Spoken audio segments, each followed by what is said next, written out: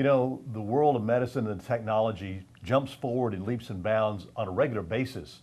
And today we're back at Singing River Health System because we enjoy coming here every month and learning about some of the new things that they've got going on. Dr. John Banahan, who is the diagnostic radiologist here. Tell us a little bit about yourself, if you would, please. Matter of fact, we've interviewed your wife, who is the OBGYN here, and y'all expecting child number 3. That's right, yeah, any day now. So I grew up in Pascagoula. After high school, I went to college at Ole Miss, medical school in Jackson, and residency and fellowship in Birmingham at UAB. And when I left for high school, I never thought I'd be coming back to the coast, but there's something about the coast that draws you back. All my family's from here, and the people are here are great, so I'm glad to be back on the coast and a part of the medical community here. Well, I mean, the medical world has come forward in such leaps and bounds and everything, and a lot of it is being introduced here in Mississippi, and especially with Singing River Health System. Talk about the new technological advances in radiology. Yeah, sure. So especially at Singing River, we've introduced some new modalities in women's imaging, specifically breast imaging. In the last 6 months, really, we started doing 3D mammography here, or breast tomosynthesis, which is a kind of new mammogram, if you will, that gives us a little bit more information than traditional 2D mammography has. I think it's a great tool. I know we've picked up some new breast cancers that we may not have picked up with traditional 2D mammography previously. We've also started breast MRI in the past couple months here. It's going great.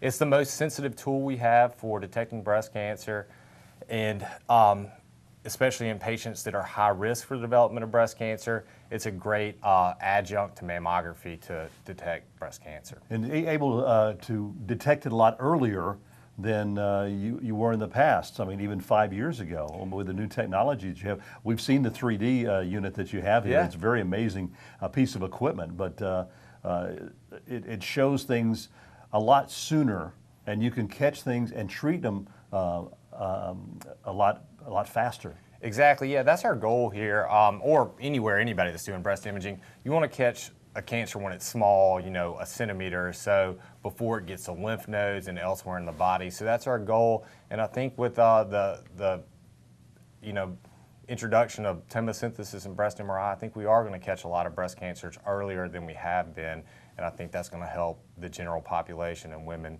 in our county and surrounding areas. You have a lot of collaborative care with other service lines within the system as well.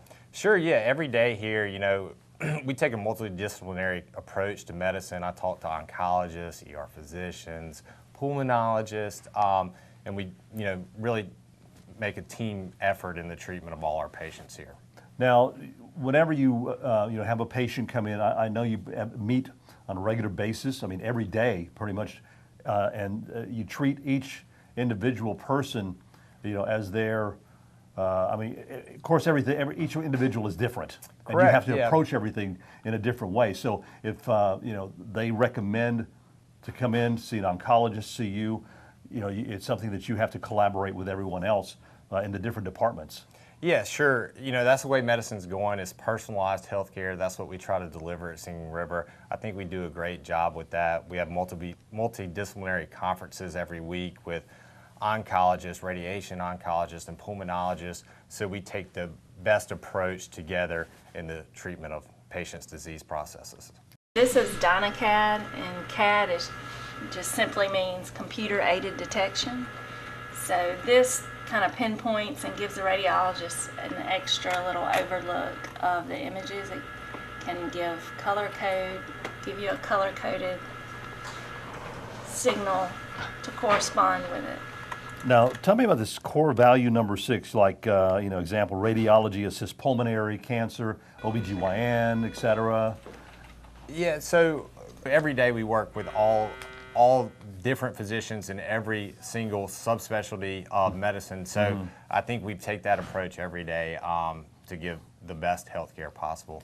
Now, and that's another one of the specialties of Singing River Health System, is that a patient, they're not just a number, they're not just a chart. I mean, you treat each individual as a guest.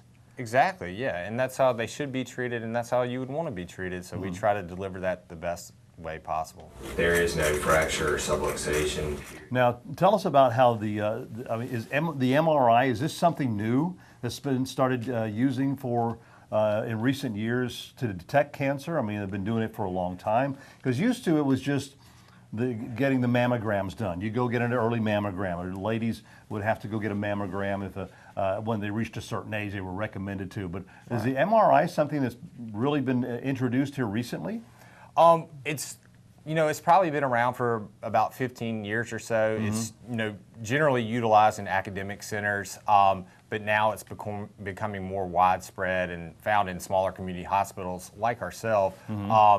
I think we're probably a little bit ahead of the curve in delivering breast MRI, but I think going forward it will be widely available. And there's no radiation associated with MRI, so that is what's the difference between that and doing the X-ray? There's no radiation involved? Right, there's no radiation involved.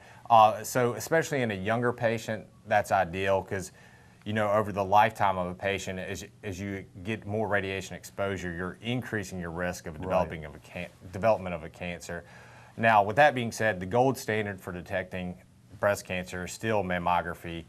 Breast MRI is a great tool in our armamentarium to detect breast cancer, but still we rely heavily on mammography to detect breast cancer. And of course, if if someone has a history of it in their family, what's a good early age to start getting checked for it? That's a great question, a kind of controversial question, but there's high-risk screening breast MRI. We do offer that here.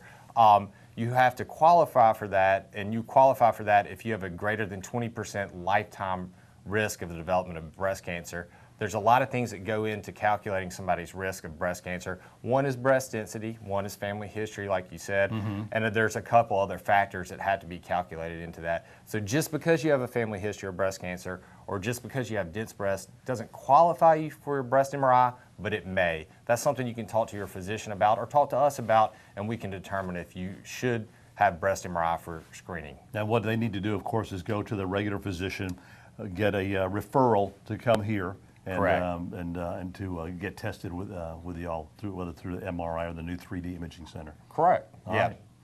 Thank you, sir. Appreciate your help and all the information. Of course, if you'd like some more information, you can go to your physician and get a recommendation, and they will I guess write a prescription or whatever whatever doctors do, and get you to come over here and work with the fine physicians and nurses and everyone at Singing River Health System.